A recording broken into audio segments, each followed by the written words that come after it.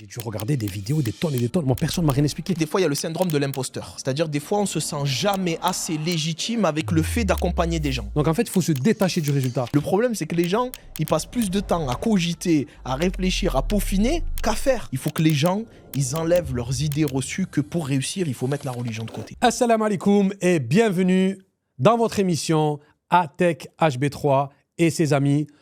Aujourd'hui, on va commencer là. Sans plus attendre, je reçois mon frère Houari. Comment ça va? Ça va, alhamdoulilah, et toi? Alhamdoulilah, ça va. Je suis content de savoir que je fais partie de tes amis, tu vois. Oui, bien sûr, tu le sais, tu le sais. Tu fais partie de mes amis. Des amis qui se font rares dans le monde digital, je te cache pas. Il va pas y avoir 500 000 épisodes, je vous rassure. Mais en tout cas, est-ce que tu peux te présenter? Bien sûr. Nous dire un petit peu ce que tu fais, qui tu es. Alors, moi, je m'appelle Houari, donc moi, je suis entrepreneur, investisseur immobilier sans riba, sans les banques. Oui, ça existe, parce que des fois, quand je dis ça, les gens, ils bug, tu vois. Moi, j'ai investi depuis 2018 et j'accompagne des personnes sur leurs projets d'investissement depuis 2020, donc avec ma société ImoEthique. Donc voilà, aujourd'hui, j'accompagne les personnes qui ont de l'épargne de côté, qui souhaitent l'investir en immobilier sans passer par la case banque, et je leur donne tout le process, toutes les connaissances pour pouvoir le faire, Inch'Allah. Pourquoi tu t'es lancé dans ça là? Franchement, c'est une bonne question. Pourquoi je me suis lancé dans ça? Je vais te dire pourquoi je me suis lancé dans ça. Tu sais, quand j'étais salarié, moi j'ai fait 10 ans de salariat. Et moi, je suis quelqu'un, je bougeais beaucoup. Tu vois, je suis pas quelqu'un qui. Dès que je suis pas satisfait, je bouge. T'as vu, il y a des gens dans les boîtes, Ouais. ils font que critiquer la direction, mais ça fait 15 ans, ils sont toujours là-bas. Tu vois. Moi, dès que je me sens pas bien quelque part, ça y est, c'est fini, je change. Tu Donc, t'en vas direct. je me rappelle à l'époque, en tant que salarié, j'avais du mal à rester dans les mêmes boîtes. Et au fur et à mesure, je trouvais des boîtes où je restais pas mal de temps, etc. Après, j'ai fait une dernière boîte où là, franchement, elle cochait toutes les cases. Tout était bien. Religieusement parlant, je pouvais faire mes salades, je moua. Ce que je faisais, moi, j'étais commercial de métier. Donc, je commercialisais un produit auquel je croyais, c'est important. Je gagnais bien ma vie. Donc, tout était nickel. Et je me rappelle un jour rentrer chez moi et dire à ma femme, c'est magnifique ce que je suis en train de vivre là, parce que c'était ma meilleure expérience salariale, mais ça va pas durer. Parce que tout ce qui monte descend, tu vois. Donc je me dis un jour, ça va mal se. Enfin, ça peut pas durer éternellement de toute façon. Donc j'ai dit, c'est maintenant qu'il faut que je pense à l'après. Et c'est comme ça que j'ai commencé à réfléchir à pourquoi pas faire de l'entrepreneuriat, etc. Et après, je me suis dit, en fait, il faut que j'ai d'autres sources de revenus que mon revenu actuel. Et c'est comme ça que je me suis lancé dans l'investissement. Je me suis formé. Après, j'ai fait mon premier investissement. Excuse-moi de te couper. Est-ce que tu as eu dans ta tête la célèbre phrase qui dit ne trouvez pas un produit, ne trouvez pas un service. Trouvez un problème et comblez-le. Alors moi, c'est différent parce que, j'étais investisseur avant d'être entrepreneur. Ah, d'accord. Ok, moi, j'ai commencé l'investissement immobilier. Pour tout te dire, j'ai fait un premier investissement en 2018. D'accord? Moi, ma méthode, elle est simple. Je trouve des appartements que je peux acheter cash comptant à partir de 40-50 000 euros en France. C'est possible. Je sais que ceux qui nous écoutent, qui sont de région parisienne, vont dire qu'est-ce qu'ils racontent? Ça n'existe pas. Oui, chez vous, ça n'existe pas. Ça, c'est clair. Dans le sud, oui. Paris, c'est 10 000 euros du mètre. Mais avec Non, notre même accent, ils ont compris. Dans toute la France. Ils ont compris qu'on était Voilà. du sud. Mais dans toute la France, ça existe. Dans toute la France, ça existe. Mais il y a des endroits où ça ne peut pas exister. Paris, c'est 10 000 euros du mètre carré. Tu comprends que ce n'est pas possible. Après, tu as Lyon, Bordeaux, Nice. Tu as quelques villes comme ça où on a plus de 5 000 euros du mètre carré. C'est compliqué. Mais la majorité des villes en France, on est à moins de 3 000 euros du mètre carré. Donc, ça veut dire que tu peux faire des choses. Tu vois. Ouais. Mais ça ne va pas être ta résidence principale. Tu ne vas pas acheter un appartement de 60 mètres carrés. Non. C'est pour ça que moi, j'accompagne que des investisseurs. On va acheter un petit T2, un petit studio, 15 mètres carrés. Toi, tu t'y vois pas vivre. Mais un étudiant, il peut y vivre. Un couple qui vient visiter la ville où tu as investi, il peut l'occuper pendant une semaine en mode Airbnb. Tu comprends? D'accord. Donc moi, en fait, j'accompagne que des gens qui veulent investir et non pas acheter leur résidence principale, parce qu'acheter une résidence principale, ça coûte beaucoup plus cher et il faut beaucoup plus que 50 000 euros. Okay? Donc moi, j'ai fait mon premier investissement. Alhamdoulilah, j'ai pu en faire un deuxième. Et en 2020, j'avais plus de trésorerie. Ça y est, c'est terminé. Et je continue à avoir des opportunités de fou dans mon marché, à savoir Marseille. Et en fait, c'est là que j'ai décidé de me lancer dans l'entrepreneuriat. C'est-à-dire que ce que j'arrivais à épargner au niveau du salaire, ça ne suffisait pas pour que je continue à multiplier mes investissements. Parce que 50 000 euros, pour les remettre de côté, ça prend du temps, on est d'accord. Donc j'ai dit, OK, j'arrive à épargner de mon salaire. OK, j'ai une nouvelle source de revenus, des loyers. Mais c'est pas assez, ça ne va pas assez vite pour que je puisse enchaîner les investissements comme je l'aurais voulu. Donc je me dis, il me faut une nouvelle source de revenus, ça va être l'entrepreneuriat. Et au début, je commençais à réfléchir à faire de la création de sites web, des trucs un peu lambda, classiques, que tout le monde voit. Et justement, et c'est là où je me suis dit, mais en fait, j'ai solutionné un problème, moi, personnellement, mais c'est un problème que toute la communauté musulmane a. Comment devenir propriétaire sans riba?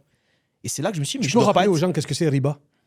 Alors, riba, c'est l'intérêt usuraire. En fait, pour faire simple, toi, Tech, tu me prêtes 10 000 euros, je te rends 10 000 euros, pas de problème, et même tu es récompensé pour cela.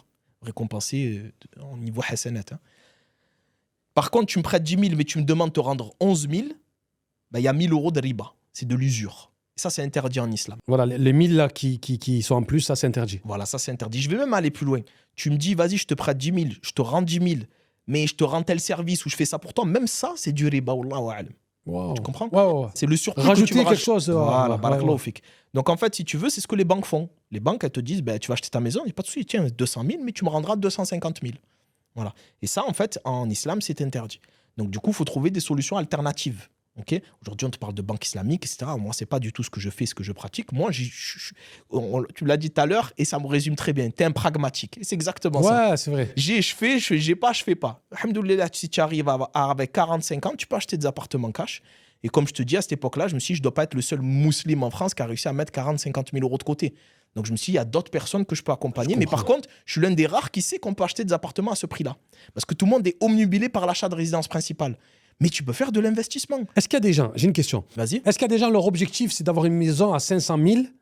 C'est leur objectif. Et toi, tu les amènes étape par étape. Ils achètent d'abord une maison à 40 000. Ils la revendent 60.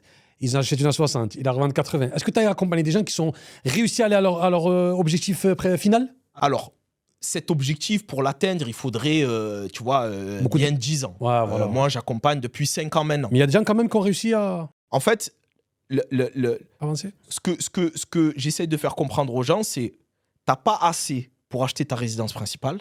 Ta résidence principale, elle fait 250 000. Toi, tu as 50. Plutôt que d'attendre 15 ans pour mettre encore 200 000 de côté pour acheter ta résidence principale, les 50 000 que tu as là, fais-les travailler. Investis-les. Ça va te rapporter tous les mois de l'argent. Le petit appart que tu as acheté, lui-même, il va prendre de la valeur.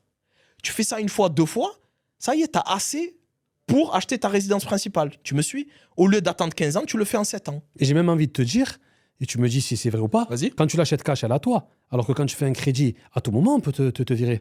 Pas te virer, mais tu m'as compris quoi. C'est pas vraiment la tienne. Si tu rembourses pas ton crédit, bien sûr qu'on peut te faire sauter. Et il y a beaucoup de biens qui indirectement, elle n'est pas encore à toi quoi. Mais non, elle est à la banque. Alors que là, t'as attendu un peu, mais dès le premier jour, elle est à toi. T'as plus de mensualité derrière. Waouh. C'est-à-dire que tu es bénéficiaire, entre guillemets, l'argent, tu le gagnes dans ta poche dès le premier mois d'exploitation. Alors peut-être qu'il y en a qui n'ont pas les 50 000, mais tu sais, moi j'ai accompagné des frères et des sœurs 200, c'est-à-dire c'est des fratries. Un frère, il avait 10 000, la sœur, elle avait 20, l'autre, elle avait 20. Plutôt que d'attendre chacun de leur côté, ils ont mis ensemble, ils ont acheté leur appart comme ça. Tu vois? Peut-être que toi, tu as 40, mais peut-être t'as un membre de ta famille, ils ont 10, qui dorment, ils en font rien. Emprunte-le. Ça te permettra d'aller faire ton investissement. D'accord. Tu vois? Est-ce qu'il y a des gens que tu accompagnes qui ont réussi à avoir plusieurs appartements? Alhamdoulilah, ouais. Combien maximum? Là, on est sur 2 et il y en a un, je crois qu'il est allé à 3, tabarakallah. Waouh. Ah ouais, machallah. Après, ils font la location qu'ils veulent. Courte durée, un mois, eux, ils se débrouillent eux-mêmes. Exactement. Moi, je donne la méthodologie. Moi, je donne le process. Je donne la méthode. En fait, pour t'expliquer, aujourd'hui, je forme les gens à l'immobilier sans riba partout en France, d'accord? Mais avant, en 2020, j'avais acheté 2 appartements, tabarakallah. Je me sentais pas légitime avec le fait de former des gens, comme je le fais aujourd'hui. Parce que j'avais pas une grande expérience. Ouais, Donc, ouais. ce que je faisais au début, c'était du clé en main. Je m'occupais de tout de A à Z. C'est-à-dire, je cherchais le bien pour mes clients, je faisais la visite à leur place, je négociais le bien pour eux, je les accompagnais chez notaire, je faisais faire les travaux, je faisais la mise en location et je leur expliquais comment optimiser fiscalement leur investissement de sorte à ce qu'ils payent le moins d'impôts possible. D'accord. Je fais ça pendant 3 ans, Complet, de 2020 à 2023. Quand on s'est rencontrés, moi j'ai commencé par ça, tu vois. C'est vrai. Entre 2020 et 2023, je faisais ça. Je faisais ça à la place de mon client. Tu sais, tu as 3 types d'accompagnement. Tu as le done for you, done with you, do it yourself. Done for you, ça veut dire je le fais pour toi. Pour toi? Done with you, on le fait ensemble. Et do it yourself, je t'apprends à le faire. Avant, je faisais du done for you. C'est-à-dire, je faisais à la place Tout à la place des clients. Je ne les formais pas, je leur expliquais pas ma méthodologie. Tu faisais tout. Je leur ramenais un bien, voilà. Ça, c'est une bonne affaire. Tu prends pas. Oui, je prends. Vas-y, c'est bon, c'est moi qui m'occupe du reste. Et à la fin, ils avaient leur loyer qui tombait tous les mois. Ça, je l'ai fait pendant 3 ans. On a fait une quarantaine d'acquisitions. Mais c'est moi qui les ai fait aux premières loges, comme si c'était mes apparts. J'ai même des clients, ils n'ont jamais vu leur appart. Donc, c'est après 3 ans, vraiment de répéter, que là, ça y est, je maîtrisais à fond le sujet. D'accord. Et là, j'ai dit, c'est bon, je me sens légitime avec le fait de former des gens. Tu vois? C'est-à-dire, je suis passé vraiment par une partie terrain dure où c'est moi qui faisais tout de A à Z pour vraiment monter en expertise. Et c'est à partir de là que j'ai dit, là, maintenant, je me sens légitime avec le fait de former des gens. D'accord. Est-ce que toi, à Tech, justement, je pose une question par rapport à toi, Pose-moi toutes les questions que tu veux. est-ce que tu avais une expertise que tu faisais toi-même et qui maintenant, tu te sens légitime avec le fait de la transmettre aux gens? Oui, la création de contenu. Ouais, carrément, ouais. Un petit peu comment fonctionnent les réseaux sociaux. Parce que souvent, des gens, ils ont des entreprises, ils ont des boîtes, des services ou des produits. Ils arrivent dans les réseaux à tatillon. Et en plus, dans les réseaux sociaux, il y a un truc, c'est que tu peux répéter des erreurs et ça va être des mauvaises habitudes, elles vont être dures à enlever. Quand tu as des mauvaises habitudes dans les réseaux pendant 3-4 ans, c'est trop dur à les enlever. Donc, quand j'aime trop avoir quelqu'un qui débute, il lance son produit, c'est ses premiers jours sur les réseaux, je lui dis ça, c'est les meilleurs moments. Tu le sais, quand tu commentes, tu as tes premiers j'aime, tes premiers commentaires, quand tu débutes, et j'essaye qu'il parte sur... En fait, je veux sincèrement donner ce que j'aurais aimé avoir quand j'ai commencé. Parce que moi, quand j'ai commencé, j'ai mangé du Gary Vee matin, midi et soir. Gary Vee, c'est un entrepreneur américain qui est basé beaucoup sur la création de contenu. Énormément. Donc, j'ai mangé du Gary Vee. D'ailleurs, c'est même lui, à chaque fois je le dis, c'est mon mentor. C'est lui qui m'a donné envie de me lancer dans les réseaux.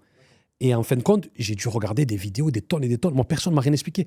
Moi, j'ai appris la création de contenu sur le tas. Tu m'as vu au début, quand je débutais, mes petites vidéos de motivation, mes interviews et tout, je commençais au début. Je faisais beaucoup de live, je me rappelle, on avait fait ensemble à l'époque sur Insta. Beaucoup de live, etc. Je me suis lancé. En fait, je leur donne ce que j'aurais aimé avoir. Ouais. Donc, ce que tu dis, c'est quand tu sens la légitimité que tu as, tu te dis maintenant, c'est bon, je suis prêt à transmettre et je suis prêt à aider les autres. Et toi dans l'immobilier, c'est exactement ce que tu as fait. Ouais, après, tu sais, des fois, il y a le syndrome de l'imposteur. C'est-à-dire, des fois, on se sent jamais assez légitime avec le fait d'accompagner des gens. On se sent toujours pas légitime. Tu vois, ça s'appelle le syndrome de l'imposteur. J'ai l'impression d'être un imposteur parce que qui c'est qui va payer pour prendre telle compétence, tel truc. Ouais, mais si toi, tu as appris, et ça, c'est un conseil que je donne aux gens, si toi, tu as appris à solutionner un problème, justement, à avoir une expertise que d'autres n'ont pas, si toi tu cherches une idée d'entrepreneuriat, peut-être que justement tu peux proposer cette solution que toi tu as mis en place pour solutionner ce problème. Parce que le problème que tu as toi, peut-être qu'il y a des centaines de personnes qui l'ont aussi. Tu l'as vécu toi le syndrome de l'imposteur?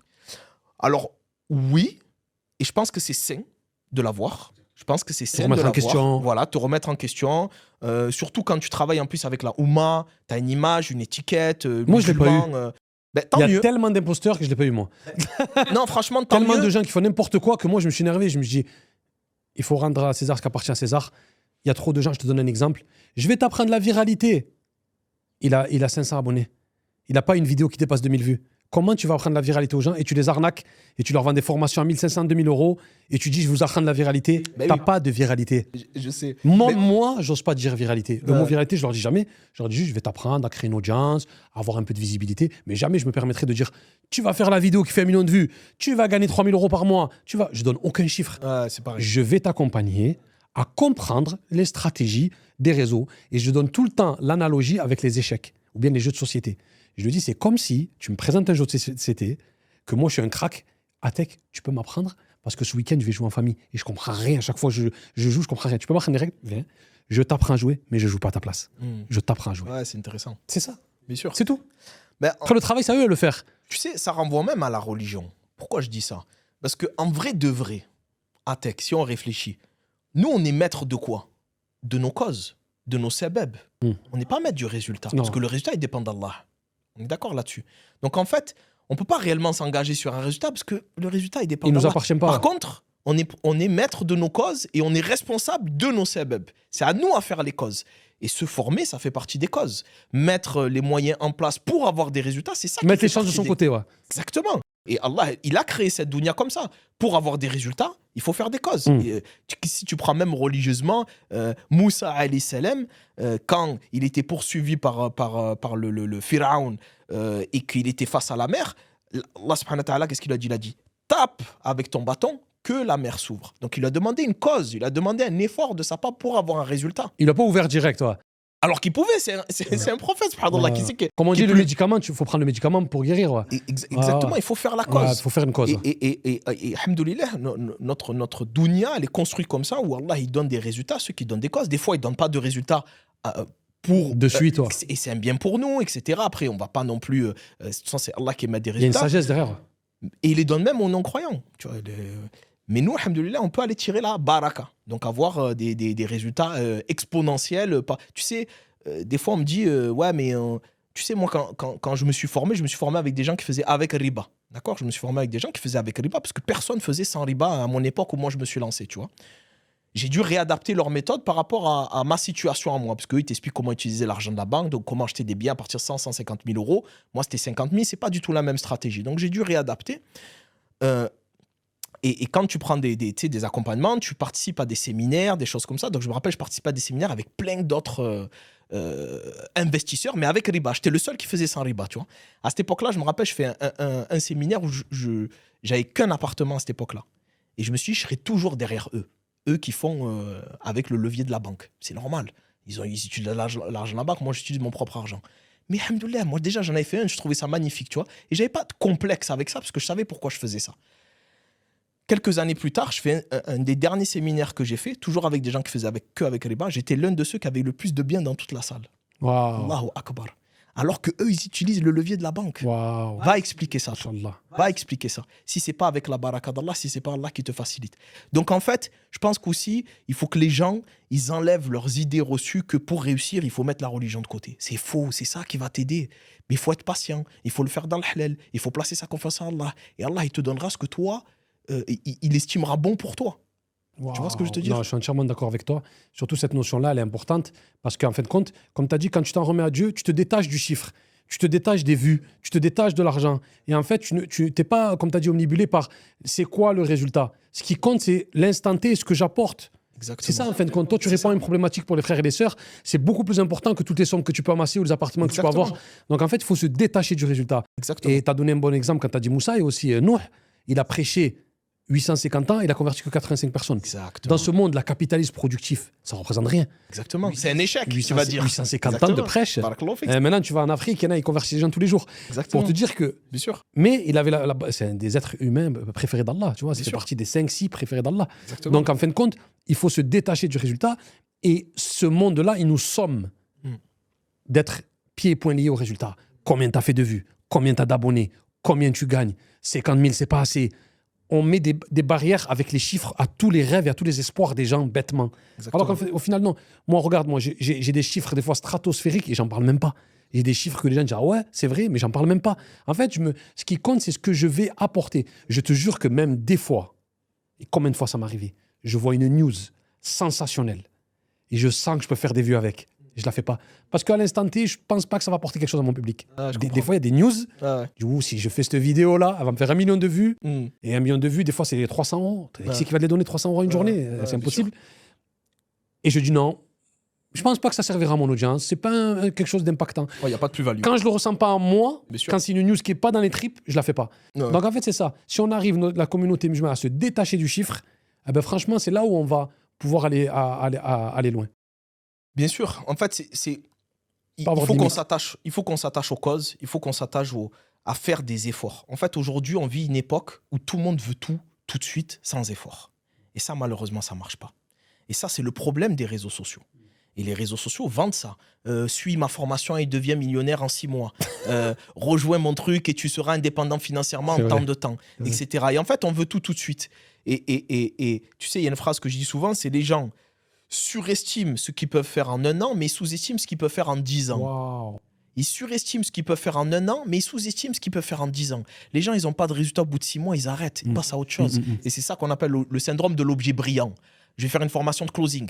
Ah, je ne suis pas devenu indépendant financièrement au bout de 6 mois. Ah ben vas-y, je vais faire une formation d'e-commerce. Ah, je ne suis pas devenu... Ah ben vas-y, je vais faire une formation de... je sais pas quoi. C'est très instable, ça. Ouais, mais malheureusement, aujourd'hui, on vit ça. Tu vois, c'est que les gens, ils tournent comme ça et ils n'ont aucun résultat. Alors, qu'est-ce qu'ils ne comprennent pas? C'est le temps qui donne des résultats. Il faut s'accrocher, il faut être persévérant, il faut monter en compétence, il faut suivre le process. C'est ça qui va faire que, ouais, au bout de 3 mois, peut-être que tu gagneras 150 €, mais c'est pas rien. C'est ça qui va te permettre de gagner 1000 et ensuite 5000 et ensuite, pourquoi pas 10 000. Mais ça prend du temps, il faut laisser le temps au temps. Le problème aujourd'hui, c'est que les gens, ils lâchent trop vite et ils veulent des résultats tout de suite. Et s'ils se disent, 10 ans, non, c'est long. Mais attends, mais si dans 10 ans, tu deviens indépendant financièrement ou libre financièrement, qui signe pas tout de suite?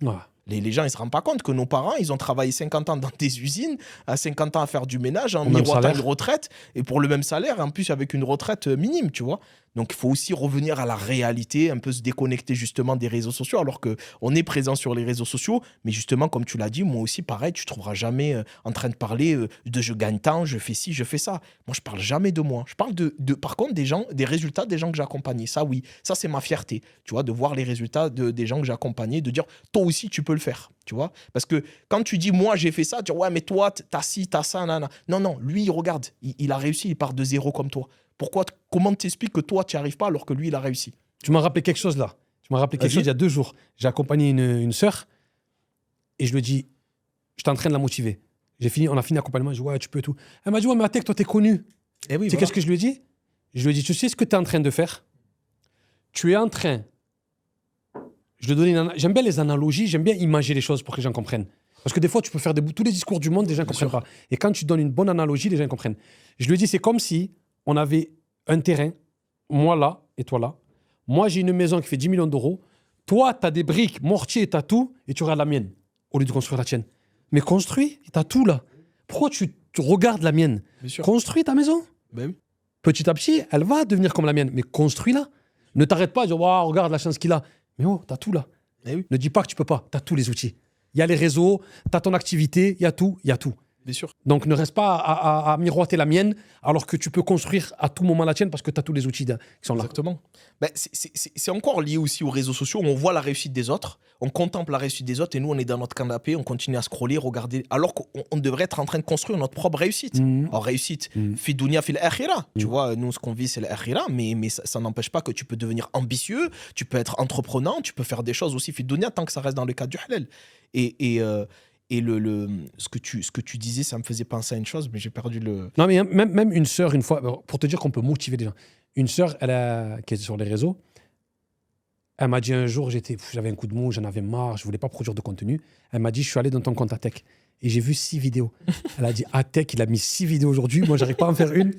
Elle m'a dit, Atek, je te jure, je te regarde tous les jours et je regarde, Atek, il a fait 5 vidéos aujourd'hui, il est que 17h. Et moi, j'en ai pas encore fait une. Allez, tu peux inspirer les gens, tu peux les Bien sûr. motiver. Bien sûr. Et en fait, c'est ça. Et moi, le point commun, moi, je parle avec des gens qui ont 200 abonnés, comme des gens qui ont peut-être 20 millions d'abonnés. Dans la communauté musulmane, je connais tout le monde de A à Z. Le point commun entre ceux qui ont explosé, et je les suis et je les regarde, et tu sais comment je regarde les gens, ils n'ont jamais abandonné. C'est ça. Ils sont toujours là. C'est ça. Ils sont toujours là.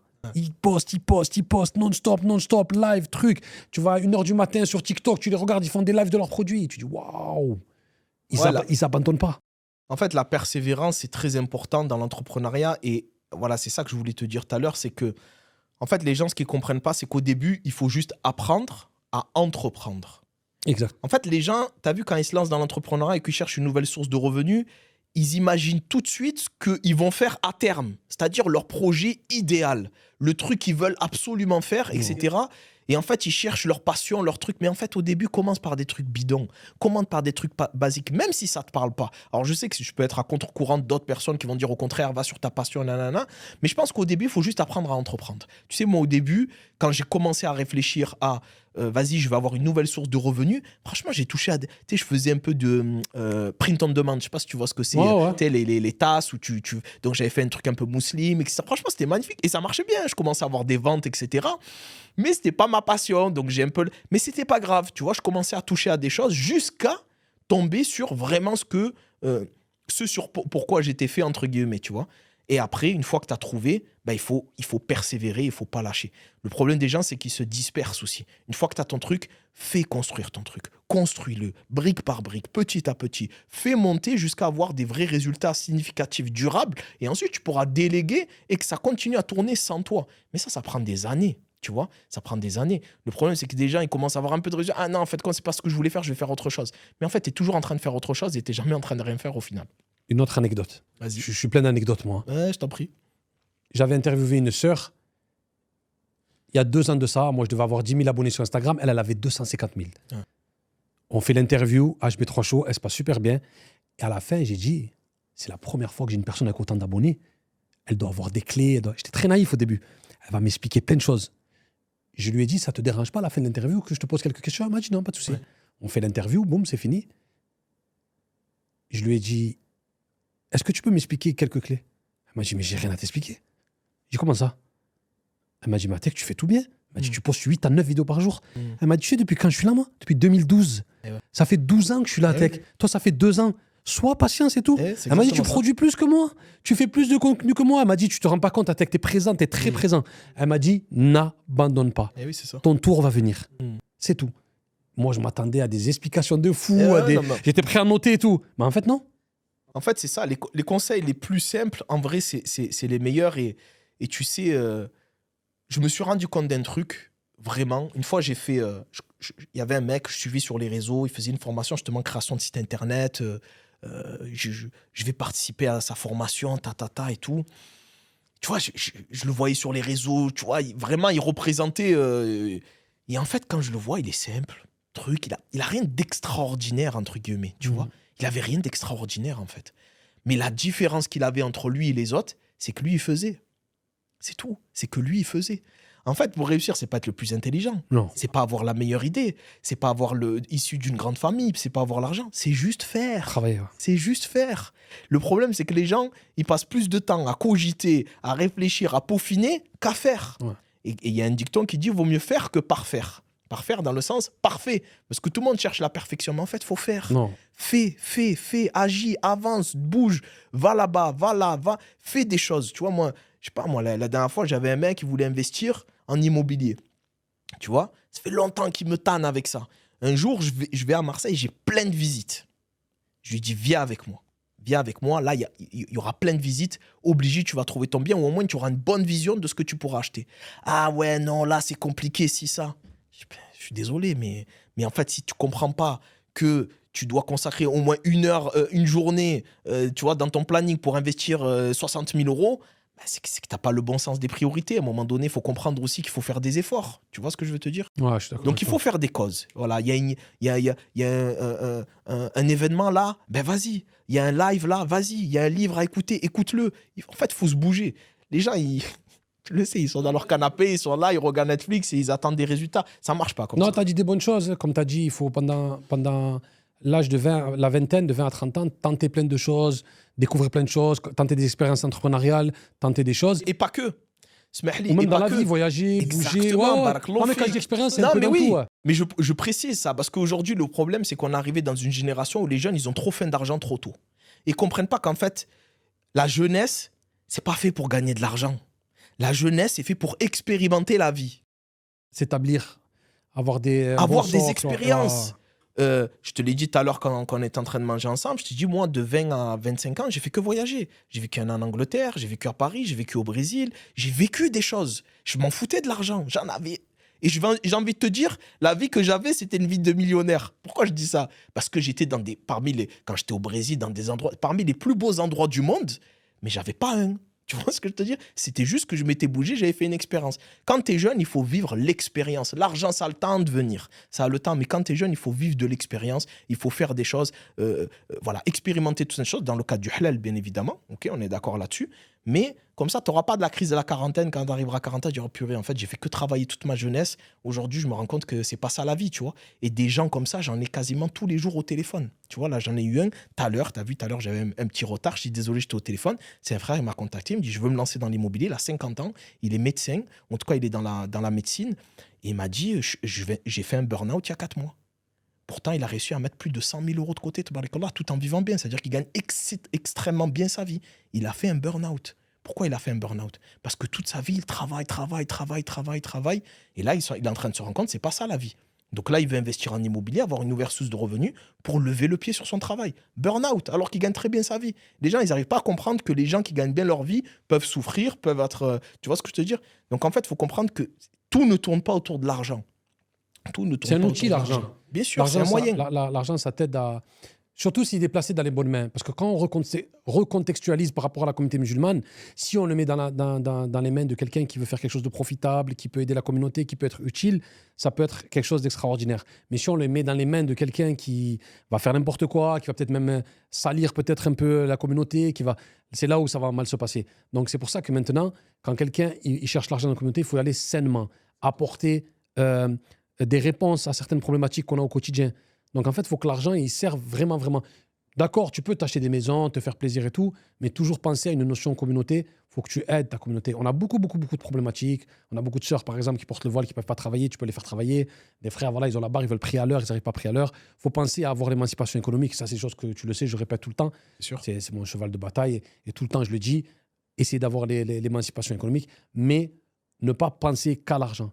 Penser à qu'est-ce que je peux faire avec. Comment je peux être utile avec. Bien sûr. Tu donnes 10 millions d'euros à TKHB3 et tu donnes 10 millions d'euros à un autre.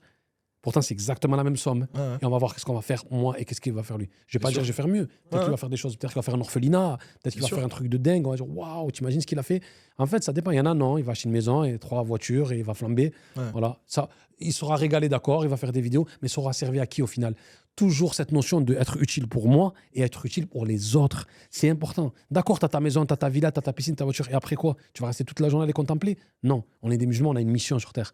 Bien sûr. On a, comme on dit, on est les députés du prophète sallallahu alayhi wa sallam. C'est-à-dire qu'on doit, grâce à ce levier-là financier, aider les autres.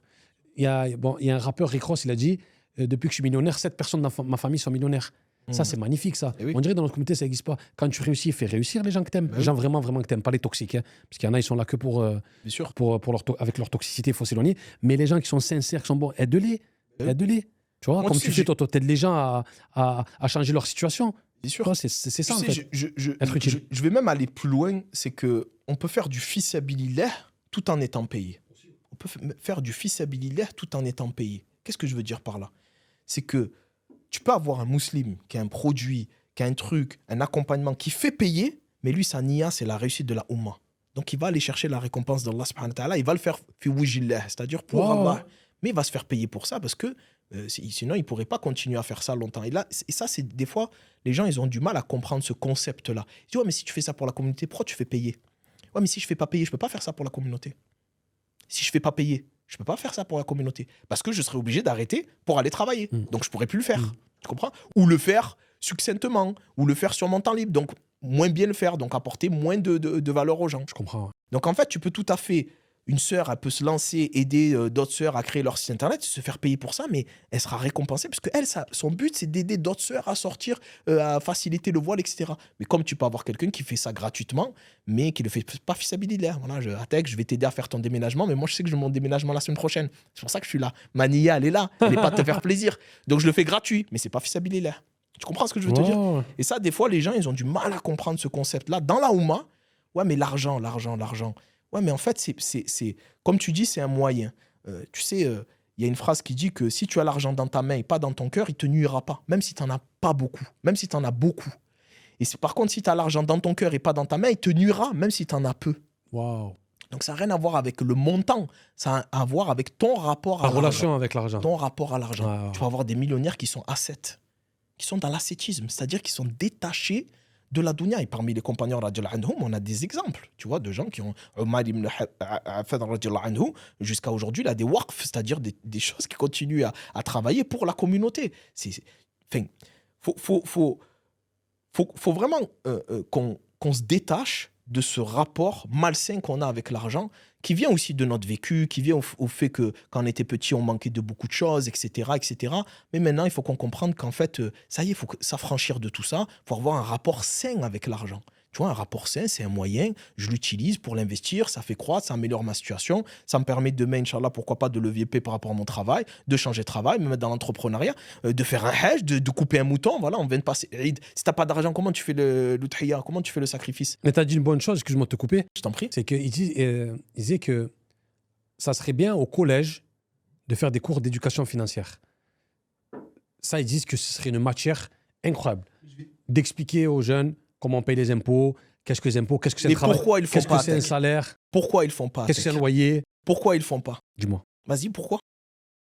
Parce que ça va peut-être les sortir du format. Ça va... Exactement. Ouais, voilà. C'est pas leur but. C'est pas leur but, il faut qu'ils soient formatés. Ouais. C'est pas leur but. Alors que ce serait quelque chose d'incroyable Oui, mais c'est pas le s'ils but. savaient gérer leur argent.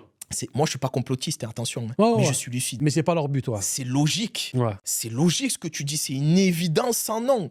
Qu'on t'apprenne à Être un adulte, responsable. l'argent, c'est le nerf de la guerre. Ouais. Tout le monde a un rapport Quand tu rentres dans le à monde du l'argent. travail, T'es pas perdu. Voilà, Parce que ça fait 10 ans qu'on te répète c'est quoi les impôts, c'est quoi un on- loyer, c'est quoi on un te salaire. donne des cours de philosophie Ouais. qui c'est complètement abstrait. On te donne des cours de dessin qui peut-être tu vas jamais te servir de ta vie. On te donne des cours de flûte. On te donne des cours de Pythagore. On te donne des cours de techno. On te donne des cours de choses dont tu... Et c'est très bien qu'on te donne ce genre de cours. Hein, et je dis pas que c'est pas bien. Mais il faut Je revenir à dis l'essentiel. Ouais. que quand tu prends l'ordre des priorités, est-ce que après le français, les maths et l'anglais, est-ce que c'est pas l'argent qui vient juste derrière? J'ai envie de dire, tu seras confronté à l'argent toute ta vie. Ouais. Comment tu Mais expliques pas qu'il y a des... forcément l'argent, mais. Non, mais le c'est rapport quoi à les l'argent. impôts, c'est quoi un Bien salaire, sûr. c'est Et quoi un salaire apprendre à- brut, un salaire net. Et apprendre à investir, Apprendre à à faire investir. travailler son argent, Voilà. avoir un rapport sain à l'argent. Voilà. Comment tu Ouais. expliques des médecins qui gagnent 10 000 euros par mois, ils n'arrivent pas à s'en sortir, c'est pas normal. C'est dur. Comment Donc, fonctionne la sécurité sociale? Pourquoi Tu vois on n'est pas éduqué? Moi, j'ai fait un bac ES, donc j'ai fait l'économie, mais on m'en a jamais parlé de ça. Hein, attention, hein, dans l'économie, on m'a jamais parlé de ça. Donc pourquoi? Parce que justement, le but, c'est pas que tu utilises l'argent pour t'affranchir. Il faut qu'au contraire, tu finisses par être un bon petit salarié qui va servir les intérêts d'une boîte qui, elle, va s'enrichir sur ton dos. C'est ça la réalité de la chose. Alors attention, je critique pas le salariat. Il y a des gens qui sont très bien dans le salariat, qui sont épanouis dans le salariat et que ça continue comme ça. Il n'y a aucun problème. Mais ce que je dis, c'est que la société, elle fonctionne d'une manière où le salariat, il est capé. Il est limité dans les revenus qu'il peut avoir et tu n'as aucun intérêt à ce que tu sortes de ce système et que tu découvres d'autres façons de gagner ta vie parce que du coup, tu vas devenir indépendant, libre et tu n'auras plus besoin de eux. Donc du coup, tu manqueras en main-d'œuvre. Moi, j'étais un excellent commercial dans ma boîte. Aujourd'hui, je suis sûr qu'il y a plein de boîtes qui rêveraient de me recruter en tant que commercial. Mais aujourd'hui, je prêche ma propre paroisse et je fais mes propres revenus pour moi-même, pour mon entreprise, tu vois. Donc, je suis sorti du système. Donc, j'enrichis plus notre société. J'enrichis ma société. Tu comprends? Donc, c'est voulu. Et je vais même aller plus loin.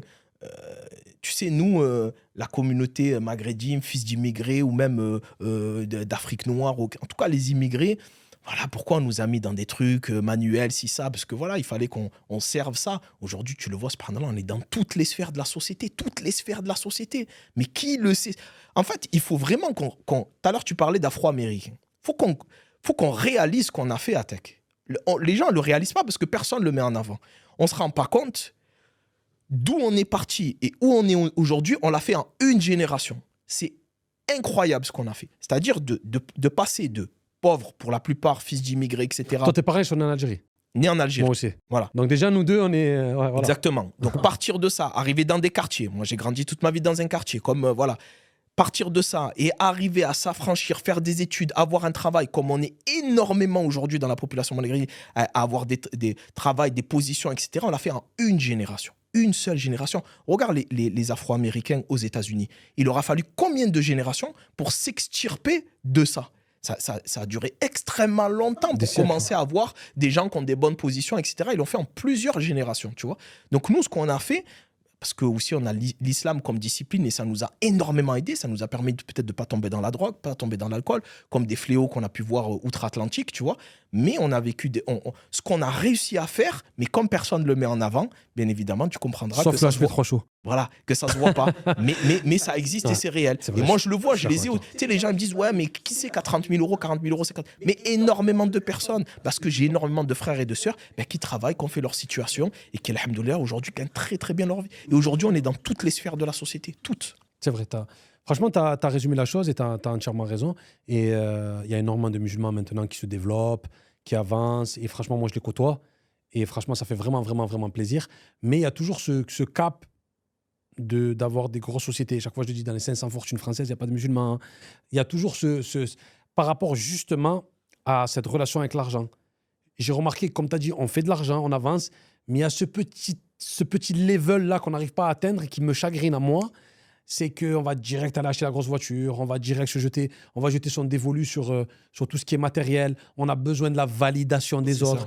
Et en fait, j'ai plus envie de ressembler à un riche que d'être riche. Ouais. Il y en a, ils préféreront Bien sûr. pas être riche que d'être riche. Ils préféreraient. Oui. Si on lui dit, tu as une Bentley à 300 000 euros, tu as une maison, mais les deux ne sont pas à toi. Par contre, tu as une Clio 2 et un petit appartement et tu as 500 000 dans le compte. Non.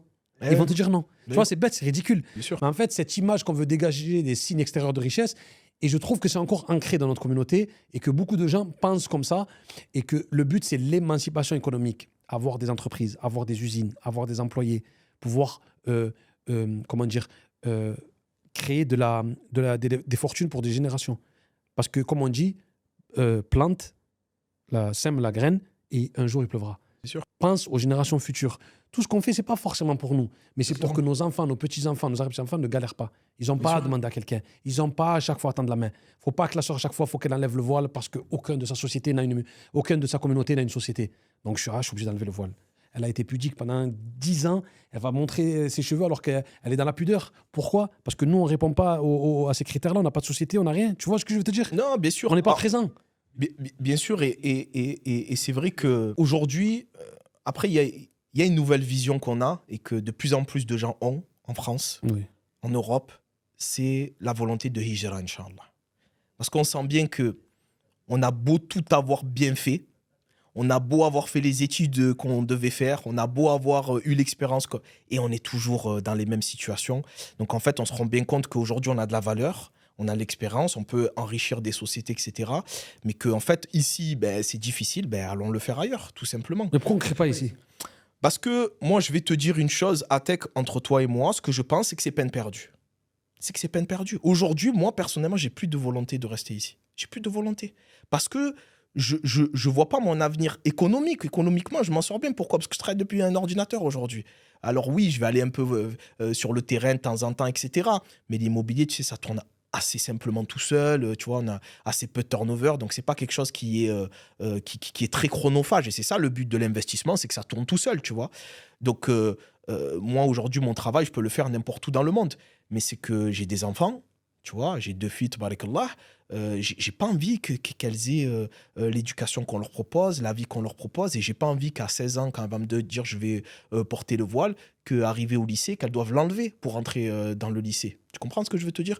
Donc, et je pense qu'en même temps, on assiste à une élévation des sociétés maghrébines, Maroc, Algérie, Tunisie, un petit peu Sénégal, subsaharienne, Dubaï, etc. En fait, il y a d'autres maintenant horizons. Il y a d'autres pays. Mais là, il y a d'autres... c'est là où nos chemins se séparent.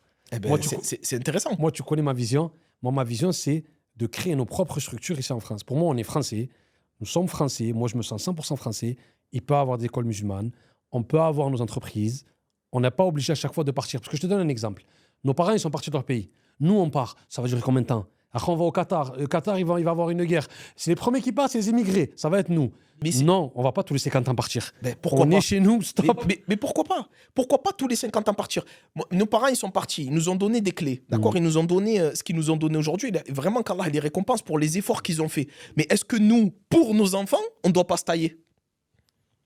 Eux, ils l'ont fait pour nous, ils l'ont pas fait pour eux. Moi, mon grand-père, quand il est venu, il a construit des immeubles, il a vécu dans des bidonvilles au début. Tu vois ce que je veux te dire? Première génération d'immigrés algériens, tu vois. Donc, il a vécu des choses. Est-ce qu'il a fait pour lui? Il n'était pas mieux au bled, tu crois? Il a fait ça pour nous, pour que la génération de ses enfants et de ses petits-enfants. Mais moi, si je continue comme ça, on continue comme ça, mes enfants, d'accord, ok, peut-être que mes petits-enfants, ils seront kafirs.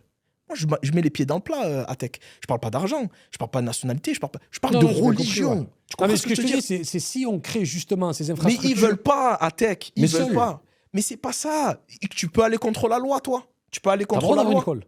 Mais est-ce que tu peux aller contre... J'ai le droit d'avoir mon entreprise. D'accord, mais tu les as vu les écoles, la guerre qu'ils sont en train de leur faire? Ouais. Là, ils sont en train de parler d'interdire le voile au moins de 16 ans. Dans l'espace public. Mais c'est une progression pour aller pour tout le monde. Le jour où ils vont faire ça, le mouton, tu as pu le faire? Tu as pu couper un mouton en France? On n'a pas pu le faire. On ne peut pas le faire. C'est interdit. Enfin, faut se rendre compte que progressivement, ils sont en train de tout nous enlever. Donc moi, je suis un pragmatique, je te l'ai dit, Atek. Je ne suis pas une idéologie. Tu comprends ce que je veux dire? Je ne suis pas dans l'idéologie. Je ne suis pas dans j'ai pas de... Moi, je regarde midi à ma porte. Voilà. Tac, ok, c'est mieux pour moi ça, je vais là-bas. C'est mieux pour moi là-bas, je vais là-bas. Ça sera mieux pour moi là-bas encore, je vais là. J'ai pas de problème avec ça. Tu comprends? Et moi, mon truc aujourd'hui, c'est de m'affranchir de tout ça et de trouver mon bonheur là où je dois aller chercher. Moi, je pense qu'on peut rester en France et qu'on peut se battre et on peut se dire on est français et on peut imposer, pas imposer aux gens, mais on peut s'imposer à nous-mêmes en disant on a le droit de vivre comme on a envie de vivre. On a le droit d'avoir des écoles musulmanes. J'ai le droit d'avoir mon entreprise avec 20 personnes, c'est que des femmes voilées. J'ai le droit d'avoir une salle de prière dans mon entreprise. Je ne gêne personne. Et comme on dit, ta liberté s'arrête là où la mienne commence. Mais j'empiète pas en fait sur la liberté des gens parce que je serai dans mon entreprise. Je serai dans mes murs, dans mes locaux. Dans un monde idéal, Atek, tu as raison. Mais c'est pas le monde dans lequel on vit. En tout cas, pas en France. C'est pas comme ça que ça se passe en France. Peut-être en Angleterre, peut-être dans d'autres pays. Mais en France, je suis désolé, ils nous font la guerre. Mais tu peux pas, Tous tu les penses pas ans- qu'on peut se battre jusqu'à ce qu'on arrive à. Mais tu veux te battre contre quoi, mon frère? Tu peux pas te battre. C'est eux qui ont les armes, c'est eux qui ont les clés. Tu vas te battre contre quoi? Pourquoi je vais m'épuiser à leur faire voter une loi alors que ça y est, elle est déjà perdue d'avance, l'histoire. Tu vois? On vit dans... Ça y est, moi, en tout cas, c'est mon point de vue. Oh, Attention, non, non, attaquer. j'ai compris. Et j'aime bien ton point de vue parce que ça montre encore la combativité, etc.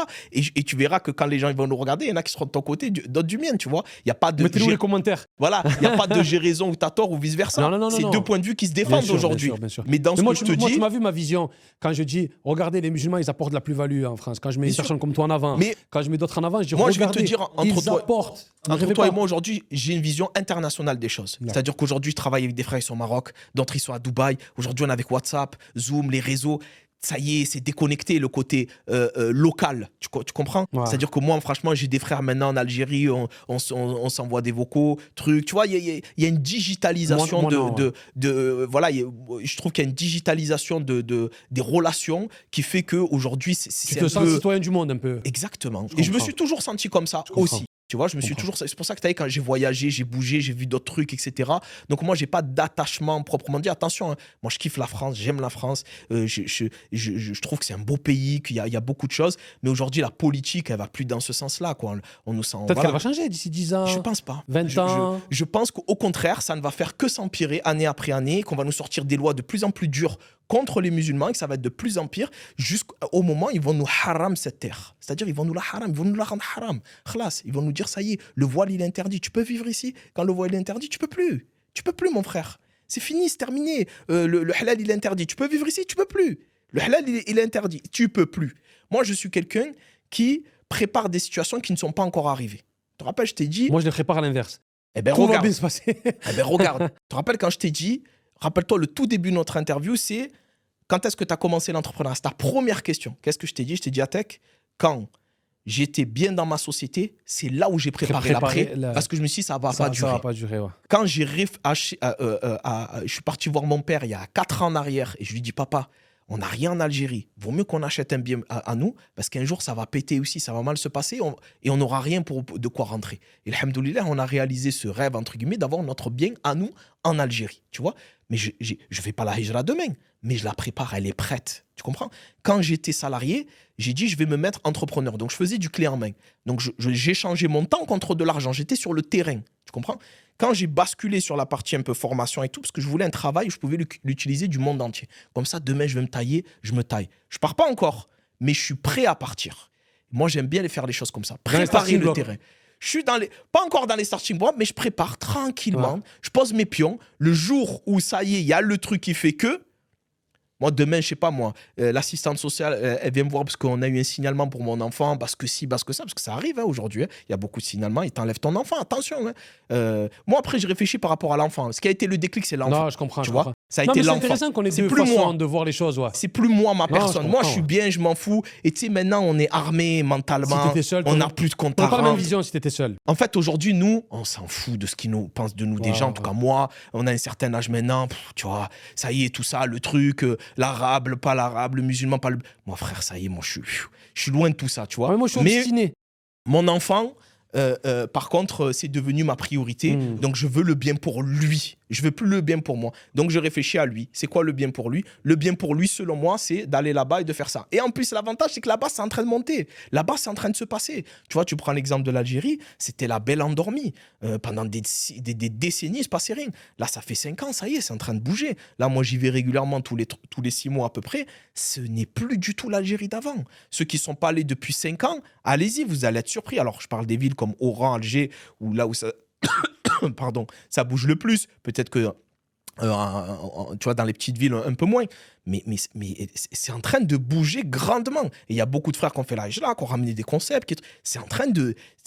on est dans autre chose. Et ici, on est en train de rentrer dans une politique d'austérité. Il faut s'en rendre compte aussi. On a, je ne sais pas combien de centaines de milliers d'euros à rembourser. La France, elle est ultra endettée. Est-ce que tu sais que dans les années à venir, le remboursement de l'intérêt des dettes, ça deviendra la première dépense française, devant la santé, devant tout. Tu sais que la France, là, elle je suis pas d'accord là.